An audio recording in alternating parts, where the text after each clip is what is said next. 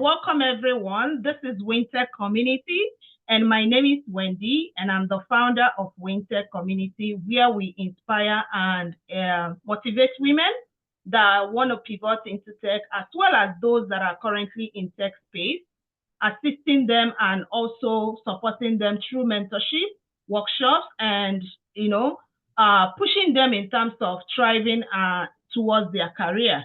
So please, you are highly welcome. So like I said earlier before, this section is talking about wealth, building wealth. What are the strategies that you can unlock the secrets to long-term financial growth? And we have one of our amazing ladies who is here today to take us on this section.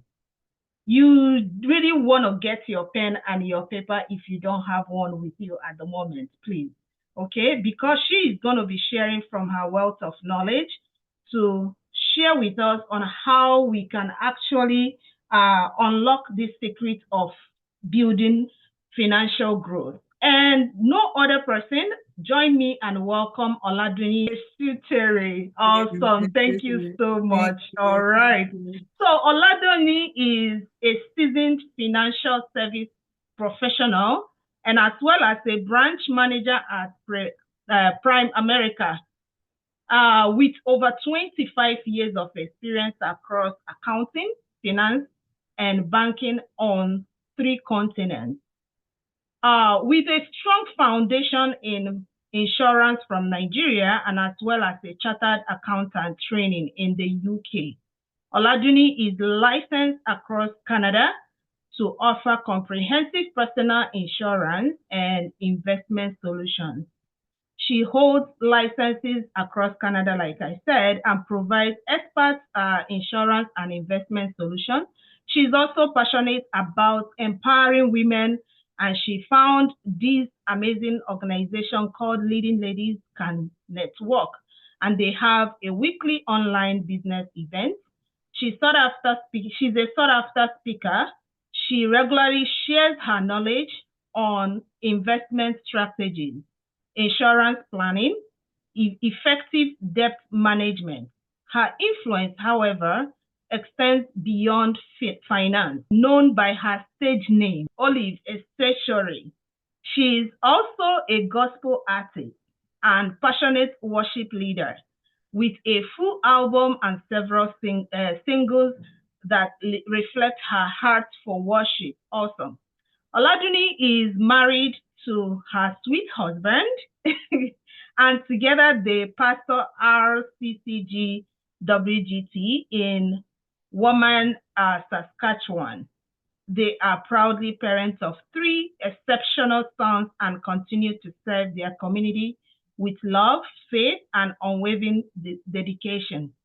Join me and let's welcome Oladuni. That is really awesome, amazing. Like you can see, she's versatile. She's cut across a whole lot. Not just a speaker and not just an insurance person, but as well, she has this amazing voice that she want to use it to win souls as well. So join me, let's welcome Oladuni. You are highly welcome, and I leave the floor over to you. Let me know, do you want to share your screen? Yes, if you can. Yes, awesome. If you can. Awesome. All right, let me just give you the floor, okay? You're welcome, and thank you so much. Thank you so much. I was like, that's too much. Stop. That's enough. Well, thank you so much. Everyone, is really awesome to be here.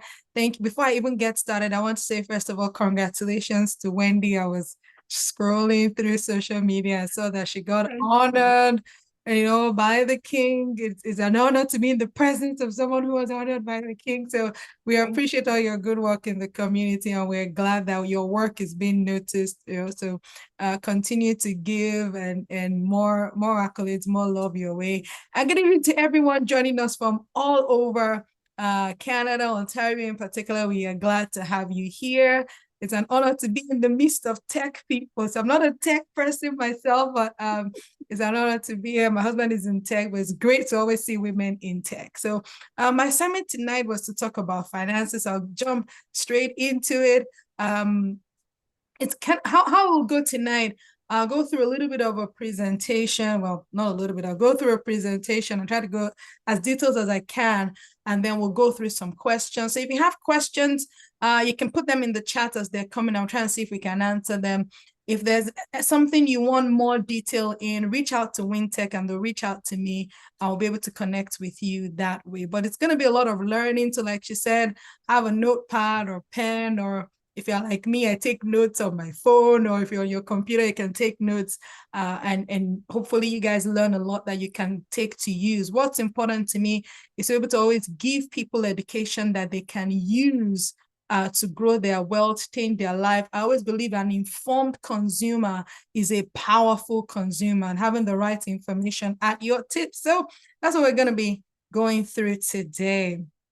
All right. So yes, we're going to be, when Wendy reached out to me, she wanted me to talk about like the basics of investing 101. So that's what we're going. We're going to school. Tech ladies, we're going to school. I think there's a gentleman here. I want to ignore you, Mr. Fred. Hi. I noticed there's a gentleman in the room. So tech people, we're going 101 into investing and wealth building. So that's what we're going to focus on, investing and wealth building. However, this presentation I'm going through is also in a booklet format. So if you want the book, please reach out to Wendy. Just ask her, can I get the booklet? And she'll send you information and we can send that to you. It's free. You don't pay for it. We believe financial education should be free so that we all understand that and we can get into wealth, which is why I appreciate what you guys do at WinTech here, educating people for free. That's something I'm passionate about and our organization is passionate about also. So today I'll only be going through pay yourself first, discover the rule of 72, invest with professionals. If we have time, I'll do tax deferral. I kind of pushed it to the back, but it's important part of wealth building. All right, so why we believe financial education should be free. I'm sure most of us have asked ourselves this question at some point. How can I save for the future if I have so much debt, right? How am I going to get out of debt to make sure I even have a future, right? Or how much money do I need to retire? What if I'm here late? I hear a lot of clients say, I moved into Canada late, I'm starting late, or, I was busy training my children. If they're born and bred in Canada, I was busy training my children. I didn't start early. Or what if I was to pass away prematurely, what's going to happen to my family? Or I always hear that, can I truly become financially secure, financially independent? So if you have any of those questions, we're going to try and leave you some building blocks that can help you answer positive yes to those questions. All right. So that's where we're going today. And just to give you confidence that yes, you can become financially independent, and it means different things to different people, right? Some people, it just means getting out of debt. I want to just make sure I have no debt. I owe nobody nothing, no credit card, no line of credit, no mortgage. I'm debt free. I want to make sure I have savings or I have investments. I want to make sure that money continues to come in whether I'm working or not. So whatever financial independence means to you, we want to help you achieve that. And the first place I always tell people is you are in control. So take it. Right? I know finances may look like a big elephant you're trying to ride, but you are in control of that elephant. So let's take control. So what are some of the things you need to know to take control? And I'll talk about them. Paying yourself first. I'll talk about that in a little detail. Knowing your financial independence number. Has anyone ever heard about that before? A financial independence number. We all know of a SIN number. Maybe you haven't heard of a financial independence number. In other words, is how much wealth do you need to accumulate to be able to identify yourself financially independent? It's different for everybody. Or get to a place where you can actively stop working and money is still coming in for you. So you need to know that. If you don't know that, how would you know when you've gotten there, right? For a lot of people, you need to adjust your priorities. Stop trying to catch up with the Joneses, leave the Joneses alone, catch up with the Smiths, right? Do what's right for you, be smart. One of the things I teach people to do is adjust their thinking, change the way you're thinking. Sometimes we need to adjust your lifestyle. A big one is get out of debt, right? I'm not talking about debt strategies today. If Lady Wendy gives us the opportunity to come again, maybe that would be a topic for a different time, because I see that as a big thing that stops people from getting independent, right? And then always set goals and have a plan, right?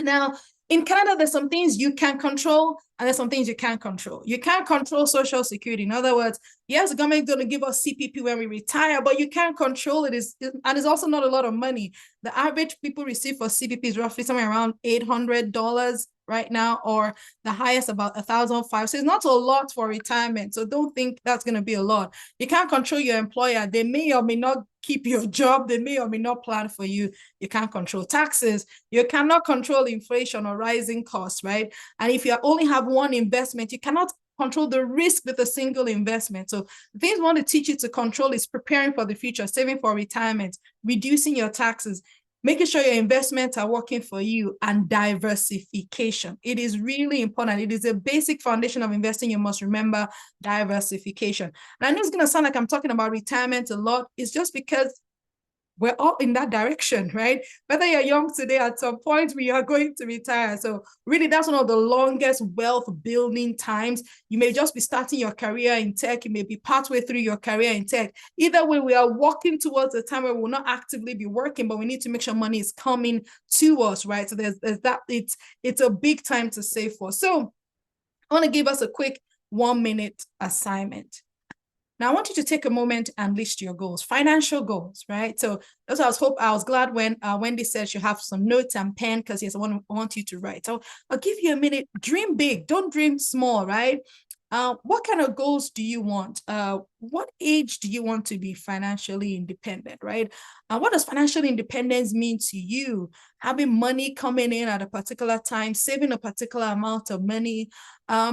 What does wealth mean to you? Being able to give to charities, having different assets, right? Having homes across Canada. Take a moment and write your goals. Or your goal may just be, hey, I just want to pay my children's education. Can I please just pay my children's education and they don't have a loan? So take a moment and list what those goals are and get personal. Let it be something that means something to you. It shouldn't be the goal of your neighbor. Maybe your neighbor just bought a Tesla. If you don't need one, don't write it down, right? Write something that is personal to you, that means something to you, right? Now, as you're doing that writing, I want you to start to pick, because you'd have written different things, I'm hoping. I want you to start to prioritize them. Which one kind of is most important, or which one needs to happen like immediately, right? Some people may be, I need to get a great job in tech, paying over 6 figures, right? Whatever that is for you, right? So which one is easier? How do I make it obtainable? And then I want you to, maybe not now in this session, but start to create timelines. When do you want that to happen? Right? At what point? A year, 2 years, 5 years, 10 years, have a time to it. The reality is not that people are not making money, is that we have no goals and we don't know when those goals should happen, and we are not working towards those goals. Honestly, all of us are wealthy. We just have no goals, so we have nothing to measure our growth towards. You don't even notice you're growing, right? And then I want you to do the math, especially if your goal was to say buy a house. How much is it going to cost you? What do you need to be able to save that house? If your goal was to retire at 65 and you're 40 or 20 today, how much do you need to get there, right? So we also need to do the math. I'll give you a few more seconds. I'll stop talking so you can process and write down your goals.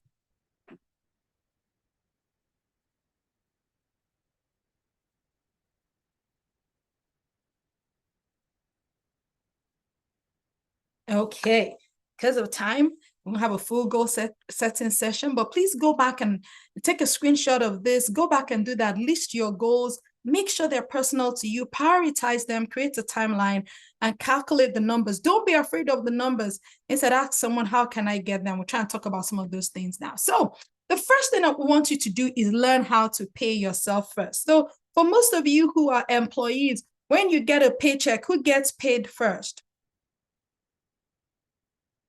I can see Yvonne smiling and say, yeah, the government taxes come out before it even gets to me.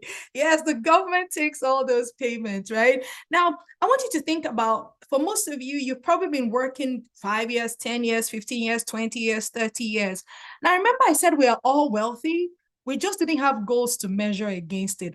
Now, if you take the amount of income you've earned averagely over your working life, maybe average it out, you've earned 50,000 or 100,000, multiply that by the number of years you've worked. That's how much money has literally come through your hands.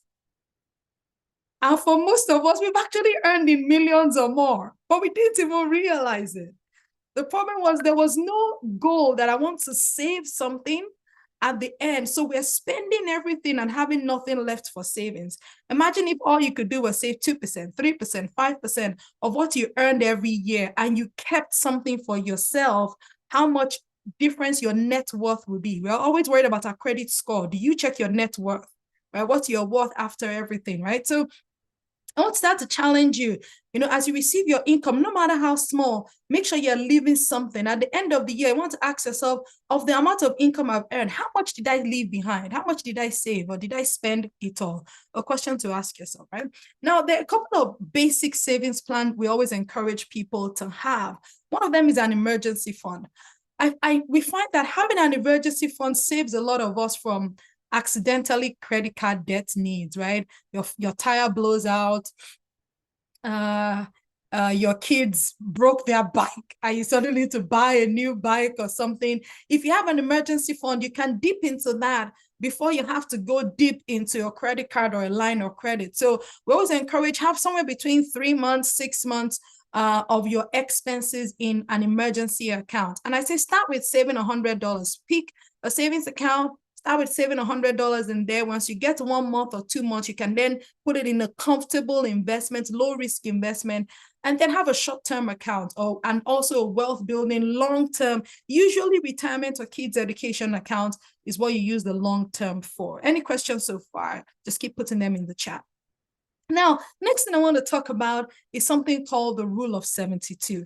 I know I'm talking to tech people here, so this shouldn't scare you. Usually most people that say rule of 72, their minds begin to panic. So you guys can handle this number. It's actually an economic rule that the financial institutions, banks in particular, use to determine how much money they make when they borrow you money. Now we're teaching people to use that same rule and start to think, when I'm investing, because when you're investing, you're actually loaning, right? When I'm investing, how much more wealth am I taking, right? So what the rule of 72 is, it says take the rate of return or the interest rate you receive on your investment, divide it into the number 72, and it will tell you how many years it takes your money to grow until it doubles itself. Because your investment should be growing and get to a point where it literally doubles, right? Now, let's take the rate of return 3%, what you typically get, savings account, GIC, which is what some people feel comfortable with if they don't understand how investing works. Divided into 72 for all you tech people in the room, that's 24 years.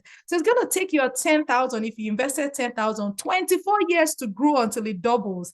That's snail speed, right? Especially if you have 20 years or to retirement, or you have kids who are going to go to university in the next 10 years. That's a short time, right? But look at 6%. 6 into 72 now is 12 years. So in that same 24 years, you have 2 doubling opportunities. If you invested 10,000, it actually grows to 40. Now let's take 12. How many times when I take 12, clients are like, is 12% possible? Yes, and you don't even have to break the bank to get there, right? Or break your investments to get there. Take 12, divide it into 72, that's 6. So every 6 years now, using the rule of compound interest, the same 10,000 is growing until it doubles. At the end of 24 years, you have 160,000. Same investment, right? It's just how did we invest it well, right? If we know that there's a story in the book, in the Bible, that talks about they gave one person 1,000 talents, they gave another person 5, they gave another person 10, but they all grew by a certain percentage. So it's how you're making your money work for you. So always consider the rate of return you're receiving. Is it helping you, or is it actually taking you backwards, right? So it pays to start early. Now you understand the rule of 72, that you need time and money working for you. It pays to start early. I have lots of clients who are thinking, oh, I want to start something for my kids. Maybe they're born. That is good. Start the earlier you start, the better. Now imagine you had imagine I was your daughter, Yvonne, right? And when I was born, you saved $1,000 for me at birth, right? By the time I'm 65, if you invested that at a 9% rate of return, nothing big, nothing crazy, you're going to leave me with 339,000. Imagine how much lovely I will love you even more, right? I'm thinking, mom left me a lot of wealth, right? We can do that for our kids. Or maybe I was 16 and you invested that while I was 16, it becomes 80,000. So starting early gets you there faster, right? The same 1,000, if I invested it at 40, I only get 9,000. So literally 300,000 was lost because we didn't start early. right? So not just for our children, but also for yourself in getting yourself wealthy. The earlier you start, and you say, Dunia, I don't have 1,000. It's okay. I'm going to show you how starting with $100 or $20 consistently can go the long way, right? It's really the power of compound interest rather than simple interest. Simple interest means only your capital is getting interest. But compound interest means your capital and the interest itself is reinvested. And that creates that doubling effect. All of us are Canadians, which is good. So we know that snowball effect. You know, when your kids start to roll a snowball and they start with a small one, they add more, that more carries another one. It's that snowball effect of compounding that creates your wealth. And that's how we're going to be building wealth. We may start small. And I showed you, let's look at starting with $20. I don't have, the budget is so tight. I always say start with $25.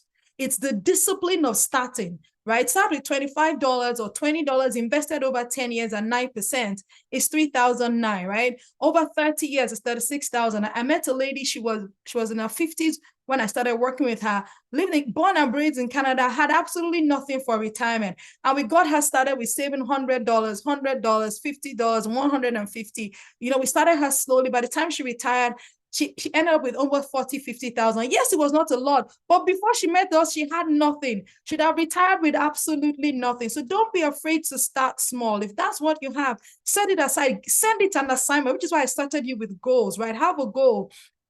So $100 invested at 9% for 40 years literally becomes almost a $500,000, right? So if you have kids and you're thinking, I want to leave them well, start with $100, send it on an assignment. Or maybe it's yourself, you want to retire, start with 100. It may not be big, but start, right? I want you to think of that and start putting those savings aside, right?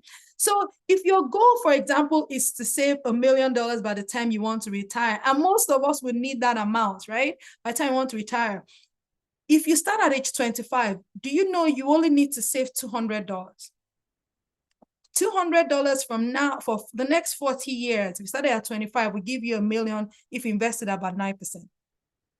Right? But if you started at age 55, rather than 200, now you need to save 5,000.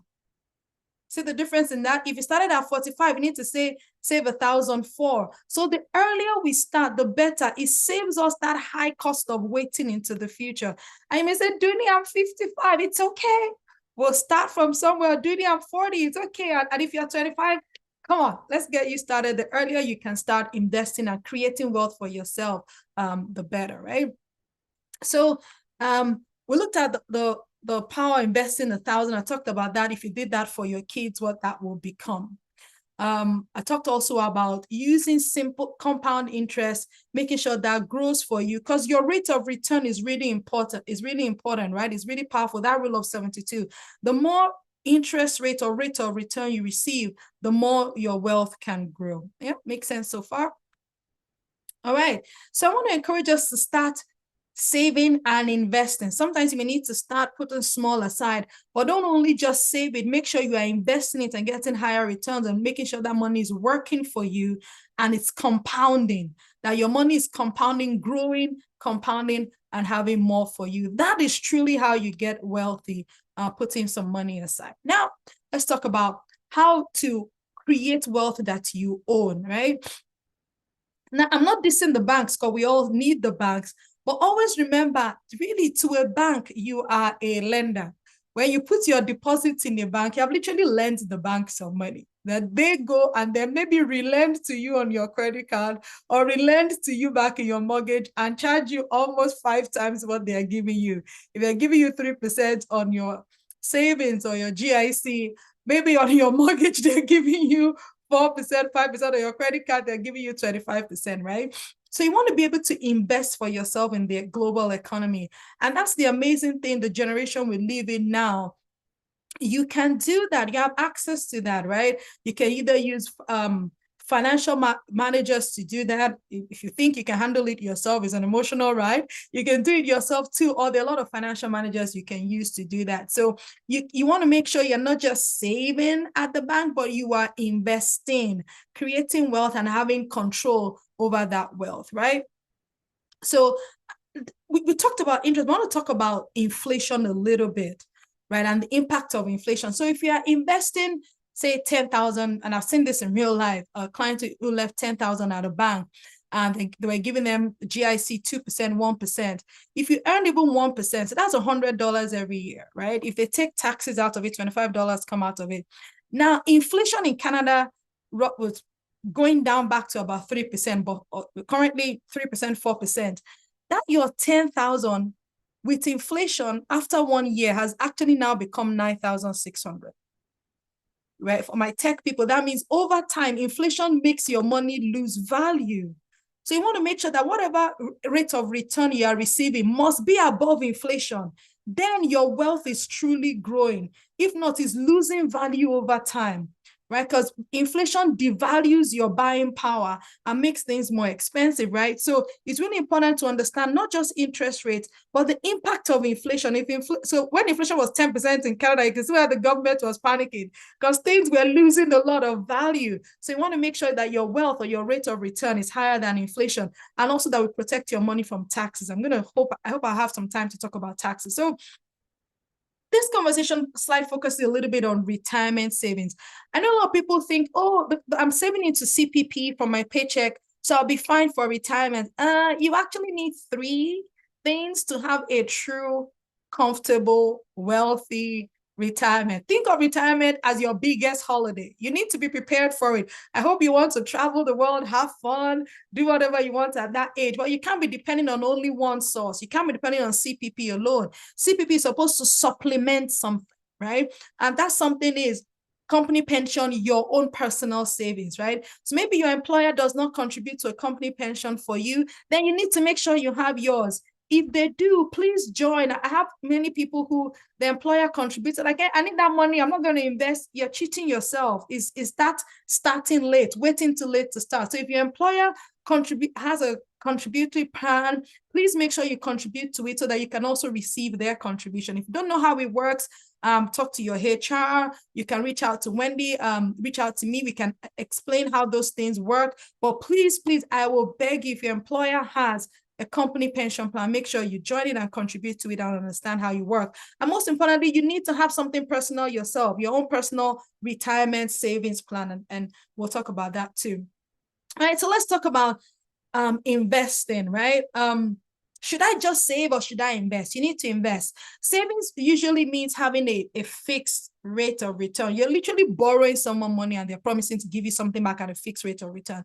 The problem with safe investment is you lose that power of rule of 72 of money working for you, right? Of receiving higher rates of return, right? So the answer we always encourage people to do is equity investing, right?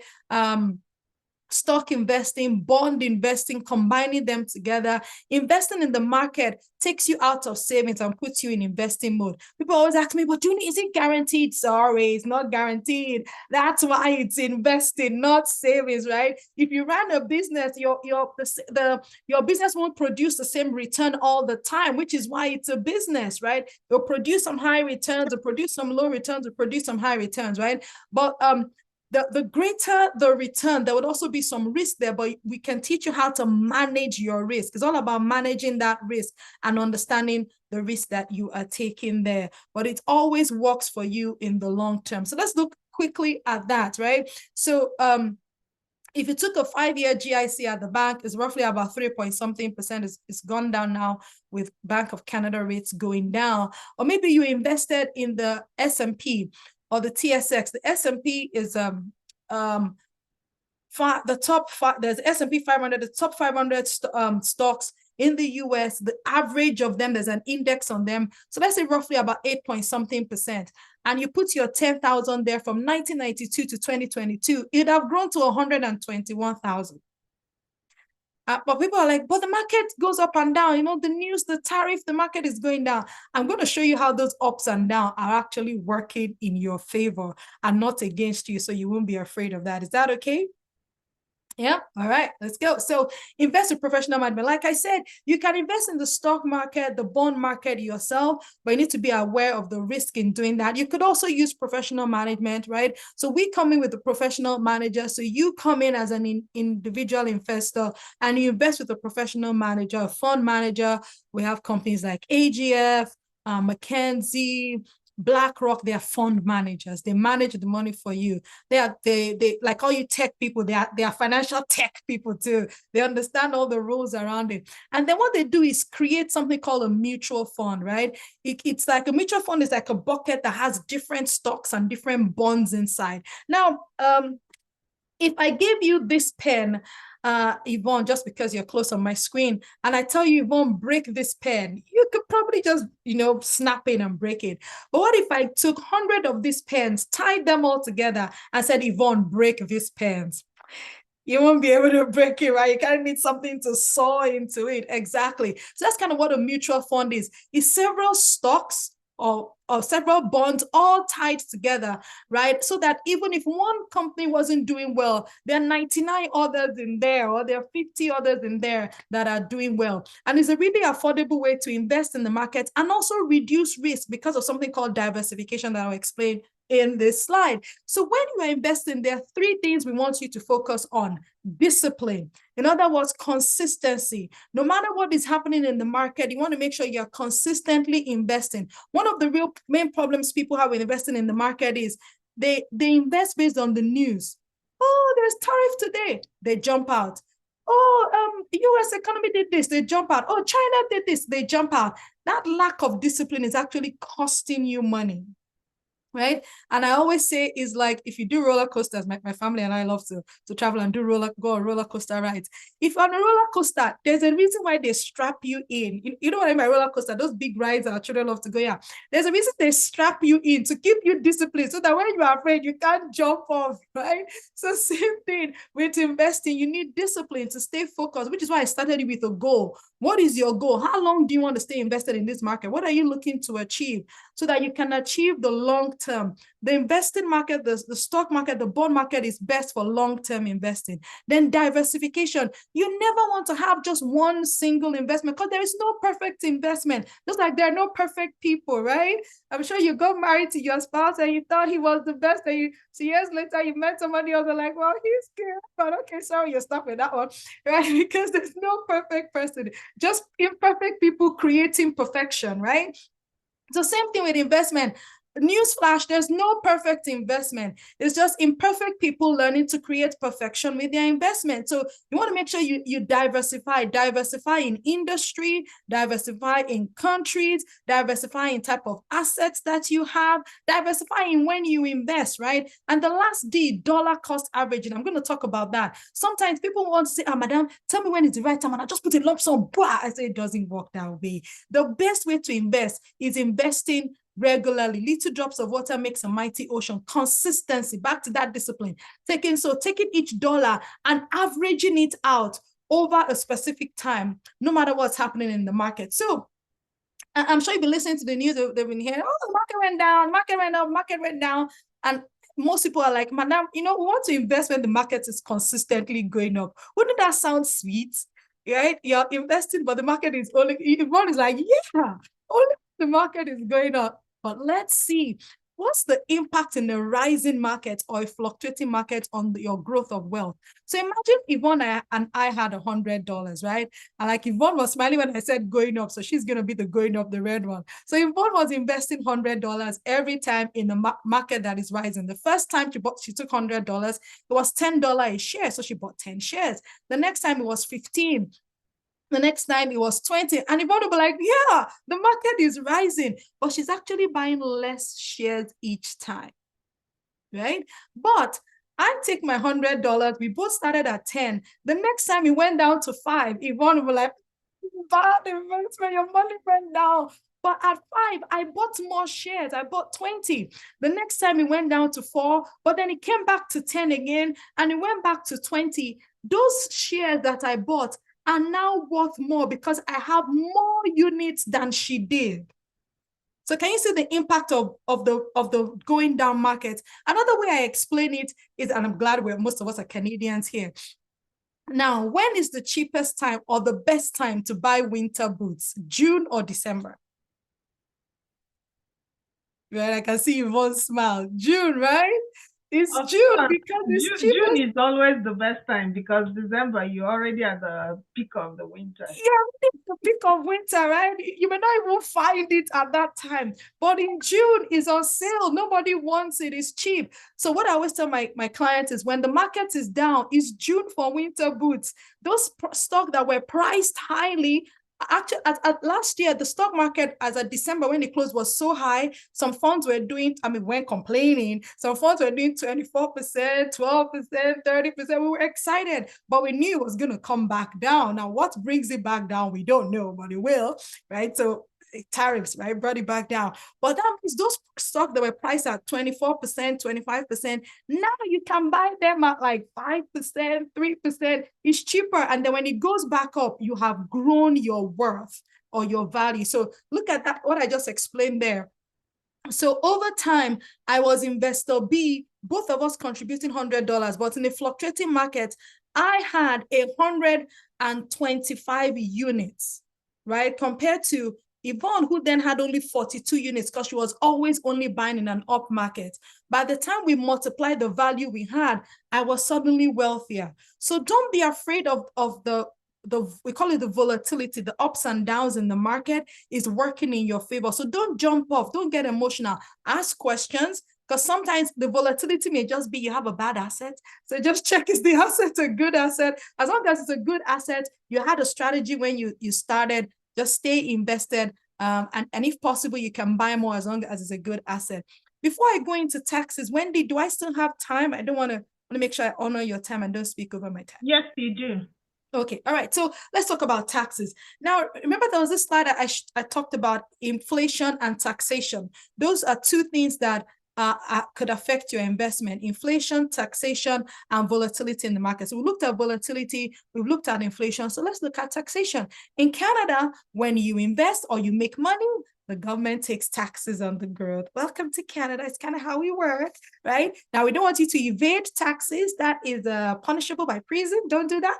And CRA will get you one way or another, right? But instead, we want you to defer taxes, or there are other things that we can do to help you defer taxes, right? So this just looks at investing in different ways. And then if you are able to save taxes, right? So we call it non-registered investment. If you just invested and you did not have a tax strategy around it, we call that a non-registered. And you can invest without having a tax strategy. We call that a non-registered investment, right? Or you can use a tax strategy, and there are typically 4 in Canada that you have access to: the RRSP, Registered Retirement Saving Plan, the TFSA, Tax-Free Savings Account, and First Home Savings, right? So just the greens are the registered one. You can always already see that you're wealthier if you use a tax-deferred strategy. Now, one of the things I'm going to explain here and talk about in the further slides is I find many clients who say, Madam, I don't want TFSA, it doesn't make any money. Do you guys agree? Do you have that feeling too? TFSA doesn't make any money, right? Or RRSP doesn't make any money, or government is going to tax me back. I always say those things do not make money. They are tax strategies.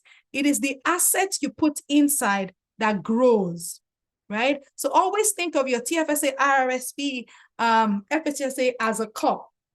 And if you can see this cup here, if I didn't have any water inside, if I drink, it was not the fault of the cup. I didn't put any water inside, right? So if your asset is not growing, it's not the fault of the cup. It's what you put inside, right? So those things are tax strategies, all right? So next time somebody tells you it's not working, say, no, it's not supposed to grow. It's supposed to protect your money from taxation. The things that grow are the things we talked about before: your stocks, your bonds, your savings. Now, let's talk about deductibility or deferrability. I know they sound like big words, but for you tech people, that are tiny words compared to the words you guys throw around.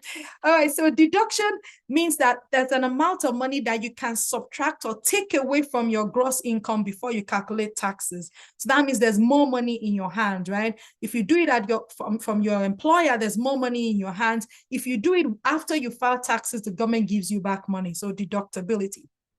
And then there's deferrability, which means you postpone the tax either to a later date or never, right? If you postpone it to a later date, usually it's retirement or for RESPs, kids education. So you want to use both of them, deductibility and deferrability, in protecting your wealth from taxation. So let's look at that. Like I said, the two popular ones are the TFSA and the RRSP. So TFSA just means tax-free savings account. And please, I want to apologize on behalf of the government. Lady Wendy is close to them now. She may have their ear, so I'm not saying anything bad. But this was a great product that they gave a bad name. When you hear tax-free savings account, people think it's a savings account. It's not a savings account. It's a tax strategy, right? And the purpose of it means your wealth that you're growing is tax-free. The government will never tax it, right? However, they gave you limits. They don't want you to put $1 million in there at once, and they never tax it, so they put limits in there, right?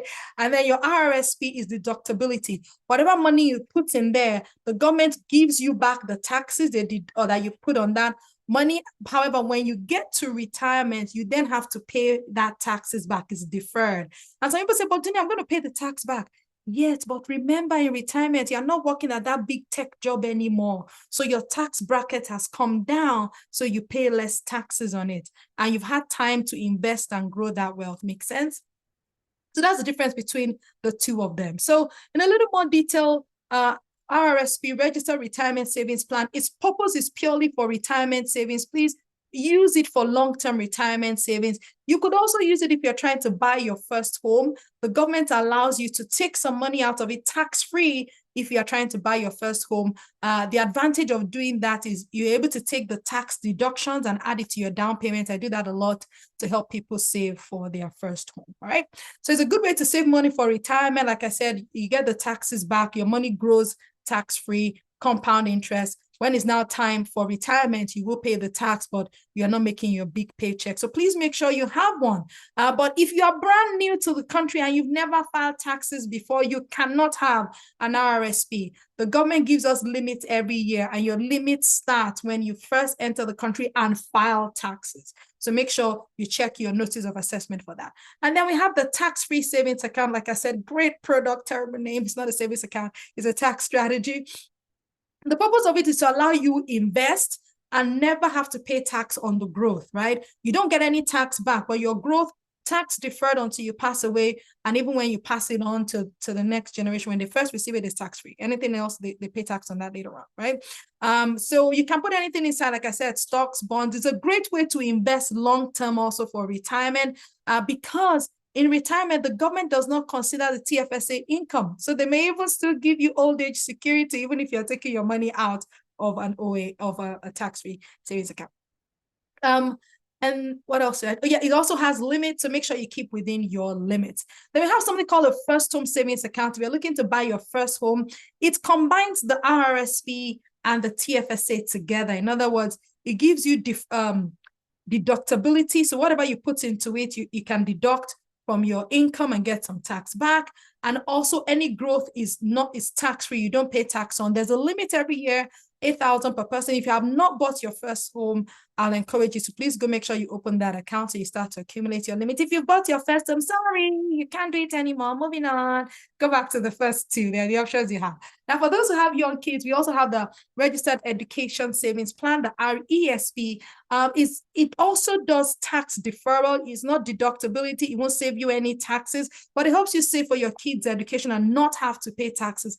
However, when you are withdrawing the money for education purpose, the child will declare that money as their income, right? So it's technically taxable to the child, but they get lots of tax credits, so they don't have to pay any taxes. There are tax credits as students. Usually the money you're collecting will be lower than their personal allowance, so they don't pay any taxes on it. Now, the government also gives you grants. They give you grants, a Canada Learning Bond, 500 one time, and then every time you contribute, the government gives you 20% of your first 2,500. There are no annual limits, but there's a lifetime limit of 50,000 per child. Make sure you open it before the end of 31st December, the year your child turns 15. If you have not opened it already, before that child is 15, make sure you open it. But there's some rules you need to follow to make sure you can get some grants from age 16 and 17. So these are just some rules for RRSP. So everything I just talked about. Some people ask me, which one is better? There's none better than the other. They serve different purposes. Sometimes I encourage people to have both of them rather than just have one of them, all right? This is talking about time value of money. if you start early, kind of summarizing what I said, the earlier you start, the actual less money you need to create the same wealth than if you started later on. I hope that wasn't too much tech financial information for tech ladies, but hey, ladies, you can do it. Gentlemen, I don't know if another man has popped in, but Mr. Fred, you can do it. You can get wealthy. You just need to follow those simple tools to get you there. Just simple concepts to win those wars, but doing it on a daily basis, right? Doing it on a daily basis gets you there. And with that, I hand it back to Wendy and any questions we may have. Wow, that is awesome. Thank you so much, Oladuni. Thank you. Everyone, can we appreciate her? It's not easy. I know a lot. She has said a lot, and I know that we have digested, so many. When it comes to having your wealth work for you and all that, you cannot even learn it in a day, right? But again, it's always good to have the understanding. It helps a whole lot. Yeah, I know we have some questions. And before that, I want to really appreciate Yola. Thank you so much for sharing. And again, these are a lot. When it comes to finance, when it comes to, having your money work for you, it goes a long way. You talked about investing. You have to focus on discipline, diversification, dollar cost averaging, so many things that you've talked about.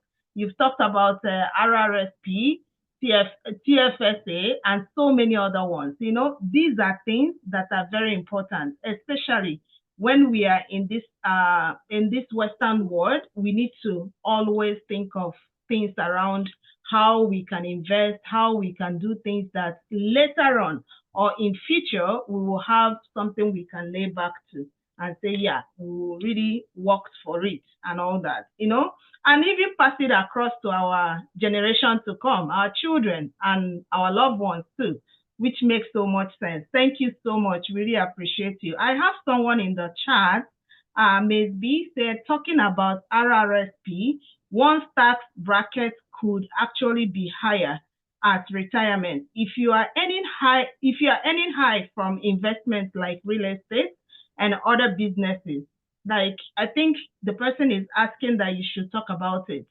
I'm not very sure what exactly the person wants you to talk about in terms of maybe in terms of if you are earning higher, that your tax bracket could also be higher during the time of retirement. Okay, so I'm gonna share my screen. Let me know if you can all see it. It's white. Sure. If it's there. Can you see it? Not yet. All right. All right. Can you see it now? Yes. Okay. It's showing. Okay, so I've heard that concern before, and most times is when people confuse net worth and income, right? So let's look at the difference. Sorry, this is not my computer. Okay. So what you're sharing is not the right thing. Is not? Okay. All right. You know what? I'll go back and share on my own browser. Okay. Stop sharing. I just wanted to be able to type my thoughts out. Helps me think easier. Okay, so we use this screen. Give me 1 second. I'm going to go to a blank screen where I can type something. We just use this question screen, right? Just what I'm trying to do is write something out for you.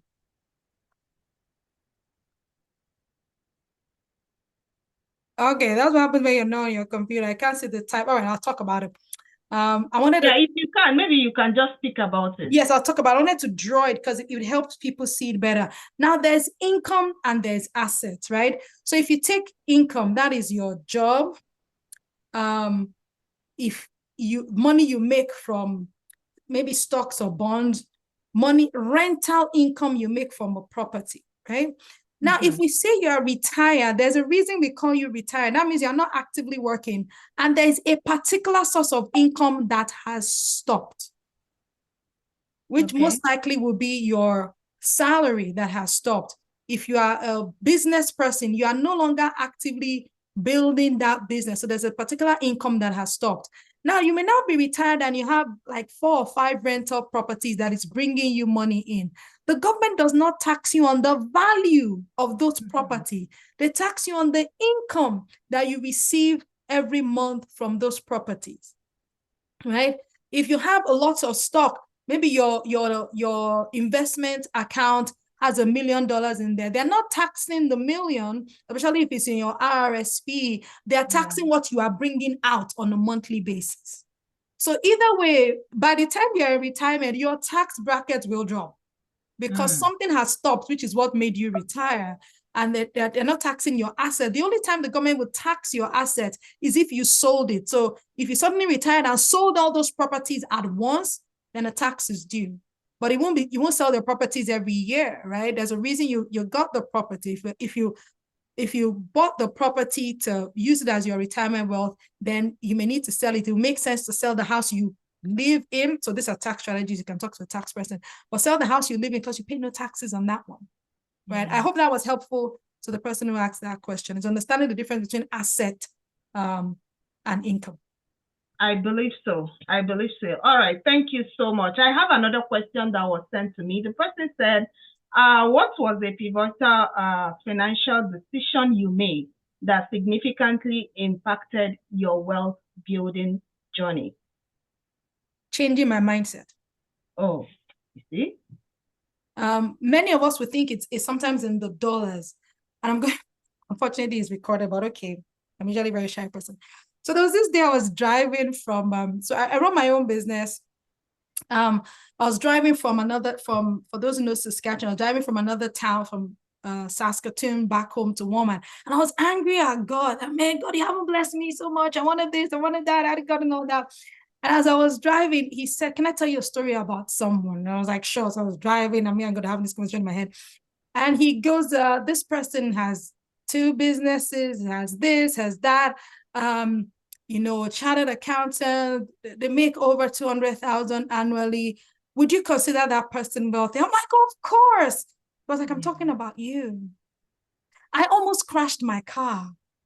The problem was, I grew up as a child of a single mother who had to struggle to bring her kids up, right? And then I grew up being told, because we were children of a single mother, that we were poor. So in my mind, I was always poor, even though my life had significantly changed. So I was always taking decisions at the level of a poor person. So it's not even the decisions you're making, but where your mind is at. How do you see yourself?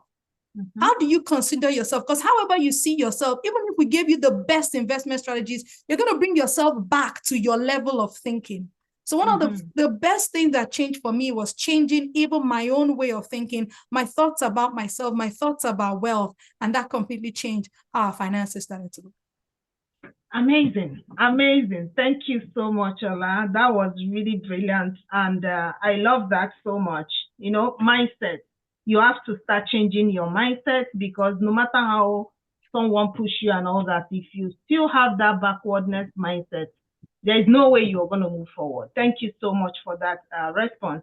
Now, before we proceed, if you have any question, we are going to be taking maybe 2 other questions for anybody that want to unmute his or herself to ask question. Please, you can use the reaction button to raise your hand and we will call you. Any question you want to ask relating to the topic we are talking about today.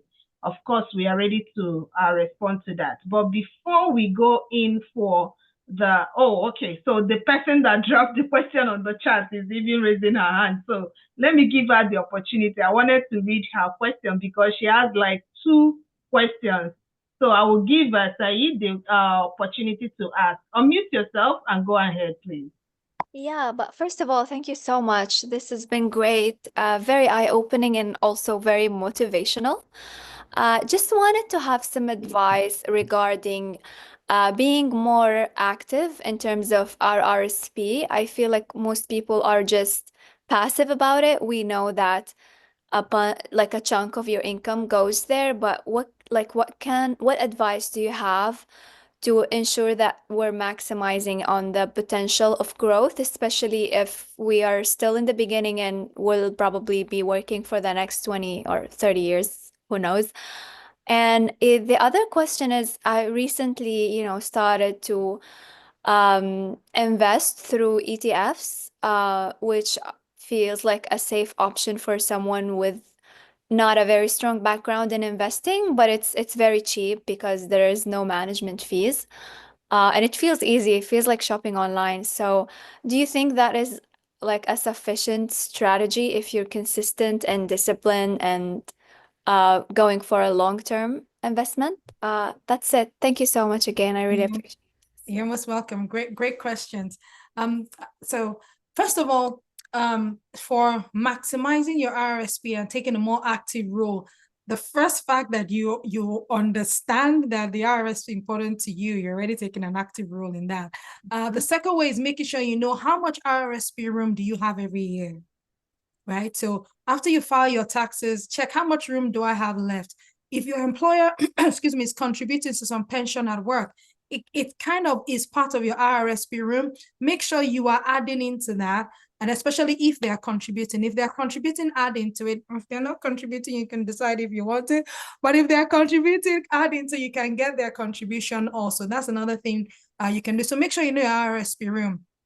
And then somewhere between December and February, December of the current year and February of the next year, so December, January, February, you want to make sure you review how much have I utilized or how much of my RRSP have I invested in that year, the room the government gave you, how much of it have I used? If you haven't, you have between January and February 28 or 29 or March 1st, the dates are different every year. So basically the first 60 days of the new calendar year, you can still invest in your RRSP that you can utilize for the previous year, right? So make sure you are following those things. Then what you invest in, to take a more active role, if you invest through fund managers, ask questions of your advisor, right? Why are we investing in this? What kind of stock is this? What's going on in the market? Do reviews on a regular basis, right? It's kind of like a health check. You may not be a medical doctor, but you will go to your doctor and do a health check, hopefully once a year or twice a year, or check your eyes every 2 years and they'll bug you, clean your teeth. Same thing with your finances, right? You want to know how it's doing. So sit down with your advisor, make sure you are having regular conversations with them once a year, twice a year. I have clients who wants to see me every 6 months. I love you. If you hear this, I love you. But you don't have to see me every 6 months, but I love you too, right? But just make sure you're having those conversations and you're reviewing things, making changes if and when necessary, right? If you self-invest, same thing, make sure that you have a goal. Sometimes the problem is you don't even have a goal for your RRSP. Some people save into their RRSP just to reduce taxes. That's not.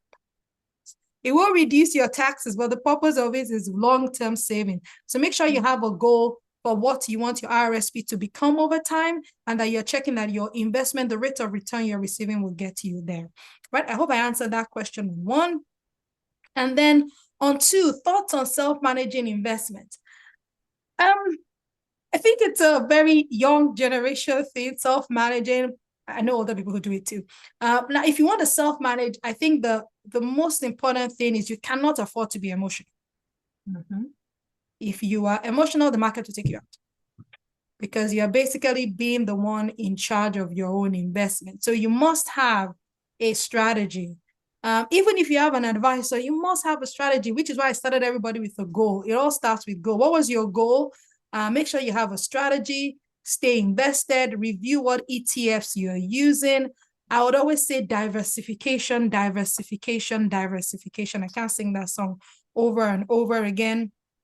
And then, now I know the Wealth Simples out there don't have a management fee, but they usually will have transaction fees. So check those transaction fees too. Do they match up or mount up over time? And again, I would encourage you to diversify. Have some of your assets that you self-manage. It's fun. Some people enjoy it. If you can take the roller coaster ride. Have some of your assets that you also have an advisor working with you on, so that you enjoy the best of both. But have a plan. The most important thing, have a plan. Is what you're doing going to get you to your retirement goal? That really is the bottom line, having a plan. Have a plan, everybody. Have a plan, not just for one person, but have a plan, right? Yeah, I have one more question, and that is final.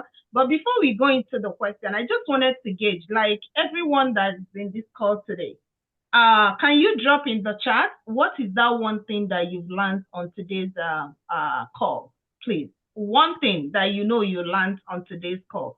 Drop it in the chat, and that will be awesome because I want to make sure that before we leave this call today, you are picking one thing, even if it's just one thing. That will go a long way for you. All right. So while we go ahead with the last question, which the person said, what are your thoughts on real estate, stocks, crypto, and other asset classes in today's market? Okay. Officially, I am only licensed to speak about stocks, bonds, mutual funds. Mutual funds in particular is what I'm licensed to speak about. So whatever I say here is not in my capacity as a licensed person. You need to speak to a licensed real estate person. There are no licensed crypto persons. The government is trying to do that. But you need to speak to someone who has some knowledge in that.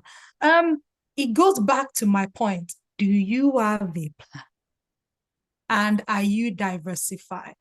There's nothing wrong with having real estate and crypto. It's just, are you diversified, right?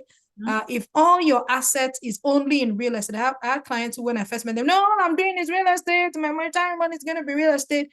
And I asked the guy the question, so when you want to retire, what's the plan? So I'm going to sell that house. I was like, did you know that when you sell the house, because he wasn't going to sell the house he was living in, the government is going to tax all the growth on that, which reduces what you receive. Yes, there's some capital gains and there's some credits that you're going to have. So diversification and having a plan is so important. Crypto, if you understand the market, if you're comfortable with it, go ahead. Diversification. Don't put all your, they even said when we're small, don't put all your eggs in one basket. What if that basket fall down or you trip or somebody steal that basket? And if you have different baskets, hopefully all the baskets will fall or somebody will steal all of them. So that's going to be my point to that. If you understand it, if you can use them, yes, but have a plan, diversify. Thank you so much, Ola. I love that. The adage that says you can't put your egg in one basket, so you need to diversify. Yeah. And that is awesome. So let me just read a little comment on the chat. Bola said, you can always start small. That is one point that he or she, I think Bola should be a man or a woman, sorry. That is the point that is going out with. And Yvonne said, change your mindset, growth mindset, absolutely. And Fred said, the need to start early is important in investment. And Said said, I love the examples about how market ups and downs work for us. Definitely. Esther says, starting small. Starting small doesn't mean that you can't get there. You need to start small and you build from there. And for me, I think discipline and planning is very key in everything we do, both in your finances and all that. Discipline and planning is very important. Thank you so much, everyone. We really appreciate you for your contribution and also staying till this time. We want to say a big thank you. And I'm so happy and glad that we all picked one or two things from today's call. And again, let's act on it. It's not just to hear, but ability to act towards that helps a whole lot. And for our able speaker, Oladuni, thank you so much. You have done incredibly well. And again, for anybody that has any question, maybe outside here now, if there is anyone who receives, please send it in our email. Send it to our email, wintech@nipca.ca, or you can send it to wintechcommunity@gmail.com. We will definitely circle that across her, and I'm very sure she will do justice to it. All right. And having said that, remember, WinTech is a very vibrant community of women in tech, women who are aspiring to pivot into tech, as well as those currently in tech field. And we empower women, we help and, encourage women to be more by putting in workshops, and webinars, mentorship, and so many other things. Please, if you are here in this call, remember, if you want to join WinTech, you can as well go ahead and click on the link in the chat. It will take you straight to the form. Once you feel that, one of our team members will definitely get across to you. As well, remember, we are on LinkedIn and as well Instagram and other social media platforms. So you might want to follow us as well. This recording, we may or may not. We have our YouTube channel. So we may also share that on our YouTube. So you might want to also subscribe to our YouTube, follow us there so that you stay updated. Our next section we have is going to be in May. We are planning amazing stuff for all of you, all the women. Remember, May is Mother's Day. So we have amazing events, which is going to be in person, right? So we are planning things around that. So stay tuned. If you're in the WinTech community, definitely you're going to get more information around that. But make sure you plan yourself and don't allow that opportunity to miss you by. It's just a time for women to come together to celebrate each and every one of us because we do a lot, right? Okay, thank you so much, everyone. On that note, we are going to be ending today and we are looking forward to seeing you in another section. Thank you, stay blessed, and have a beautiful weekend. Remember, this is a long weekend. Make sure you have a good time with your family and your friends. If it requires you to watch a movie or maybe do some little family game time, that would be awesome. In fact, I've already started planning on things I'm going to engage the children with. So it doesn't hurt. We can as well do things around that, and that keeps the bond of our family and our loved ones. Thank you so much, everyone. Enjoy your evening and as well as your weekend. Bye, everyone. Bye. Thank you, WinTech. Bye. Bye.